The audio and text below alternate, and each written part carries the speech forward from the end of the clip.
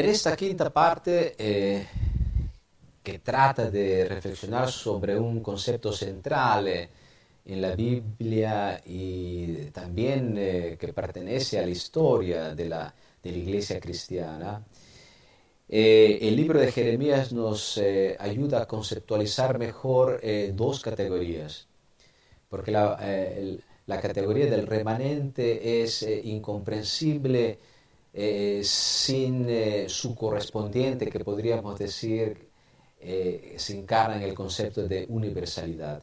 Particular y universal son dos categorías que la Biblia utiliza desde la Génesis y las continúa a utilizar hasta el Apocalipsis. ¿Qué cosa significa la primera? Lo particular significa que, por ejemplo, la salvación no puede ser una experiencia que investe al grupo, en modo que nosotros en el grupo, en los otros, ¿no? Sin decidir personalmente, podemos experimentar la salvación de Dios. No, lo particular significa que en algunos momentos yo tengo que decidir y que lo que cuenta no es el número. La mayoría puede estar haciendo algo, pero nosotros estamos llamados a ser fieles a Dios, aunque pertenezcamos a unos pocos, ¿no? Y esto es el concepto de remanente. Fue muy importante en el Antiguo Testamento, por ejemplo, la experiencia de Elías, ¿no? La mayor parte del pueblo dejaba a Dios para irse con Jezabel en idolatría, y unos pocos, unos 7,000, no doblaron sus rodillas para adorar a Baal. Así que el remanente como encarnación de esta categoría del particular es importante. Pero en el Antiguo Testamento, la categoría, digamos, paralela, que es la categoría de lo universal, no desaparece, ¿no? Porque detrás de la particularidad, ¿no? de la experiencia del pueblo de Israel, un solo pueblo, ¿no? que debe mantenerse santo, se refleja, aparece, emerge, ¿no? la universalidad de la voluntad de Dios de llamar a todos, ¿no?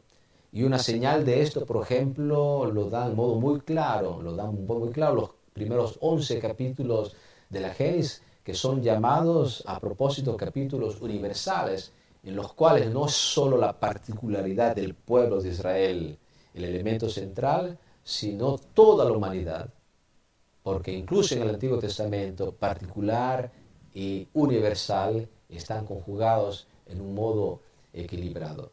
Pero yo podría decir, no sin mucho temor, que no obstante estas dos categorías, particular y universal, estén presentes en el Antiguo Testamento, la tendencia general del Antiguo Testamento es de salvaguardar más lo particular, es simplemente porque estamos en un periodo formativo.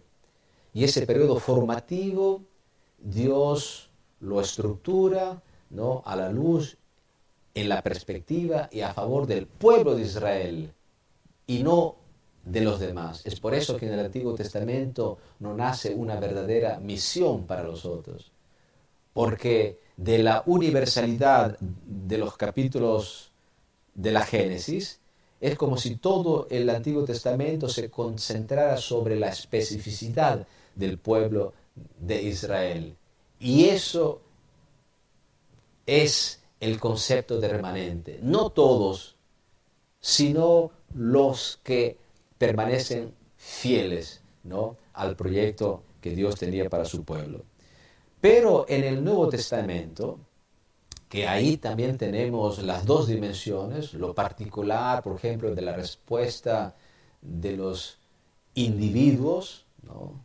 específicos que dicen sí al Evangelio, pero al mismo tiempo la universalidad del Evangelio de Jesucristo, que debe extenderse a toda la raza humana, sin distinción de género, de lengua, de cultura, ¿no? Entonces hay estos dos elementos que también están presentes en el Nuevo Testamento. Pero yo me atrevería a decir que si en el Antiguo Testamento la perspectiva que predomina es la perspectiva particular, ¿no?, de un pueblo santo. Esa es su especificidad. Eso es la perspectiva. En el Nuevo Testamento esta perspectiva cambia. Y cambia porque la salvación que Jesús ha realizado para nosotros no puede detenerse a ninguna dimensión humana, sino aspira siempre a alargarse, ¿no? Y aspira siempre a involucrar al mayor número de personas posible. Es por eso que la tendencia del Nuevo Testamento, que en este caso coincide con la tendencia escatológica del reino de Dios, no es una tendencia a restringir a lo particular, sino una tendencia a expandir al universal. El reino de Dios no será como el reino de Israel, un reino restringido a una cultura, a un grupo de personas, a una lengua, sino el reino de Dios que esperamos será multicultural, a todas las lenguas, a todas las culturas que habrán decidido de optar por Dios y por su reino. Entonces, ¿por qué menciono esto? Porque aunque sí el concepto de remanente en el Antiguo Testamento existe y también en el Nuevo, las perspectivas son diferentes. El concepto de remanente, ¿no?, en el Antiguo Testamento se presenta en una perspectiva particularista, mientras que en el Nuevo Testamento el concepto de remanente se presenta en una perspectiva universalística. Y es por eso que nosotros adventistas, que hemos reflexionado mucho sobre este concepto y que lo hemos aplicado nosotros mismos, tenemos que ser muy cautelosos y cuidadosos de, sin renunciar a este concepto bíblico del remanente, inserirlo en el contexto general histórico que le corresponde, que no es una perspectiva como en el Antiguo Testamento de particularismo, sino una perspectiva escatológica de universalismo. Y esto por el simple motivo que la victoria que Jesús ha logrado, ¿no?, en la cruz, tiene que llegar lo más posible a todo el mundo. Claro, esta universalidad, ¿no?, inamovible del reino de Dios y del mensaje de Jesucristo no es una universidad absoluta, ¿no? Esto es el error que han cometido algunos teólogos, incluso ilustres, ¿no?, hablando de la salvación universal al final para todos, porque Dios de algún modo, siendo amor, no puede salvar a algunos y hacer perder a otros. Esto es yo diría, una interpretación cuestionable, ¿no?, de la universalidad irreversible de la perspectiva del Nuevo Testamento. Yo diría que el Nuevo Testamento nos presenta una universalidad irreversible, pero de carácter condicional. Es decir, que esto depende, de todos modos, de la decisión de las singulares personas y de los individuos, ¿no?, porque corresponde solo a ellos hacer que esta universalidad se concretice a través de su decisión personal. El día de mañana, viernes y sábado, el repaso de la lección con el tema de esta semana será hecho por los profesores Ramírez y Cañizales en el programa Perspectivas Bíblicas en el horario habitual. Quiero invitarte que te unas a mí para una oración final, para que lo que hemos aprendido pueda producir frutos en cada uno de nosotros.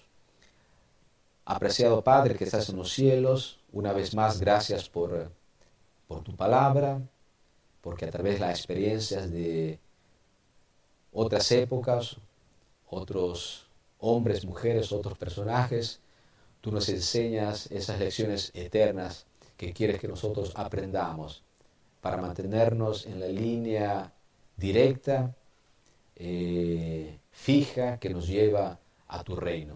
Gracias por todo lo que haces por nosotros, te lo pedimos en el nombre de Jesús. Amén.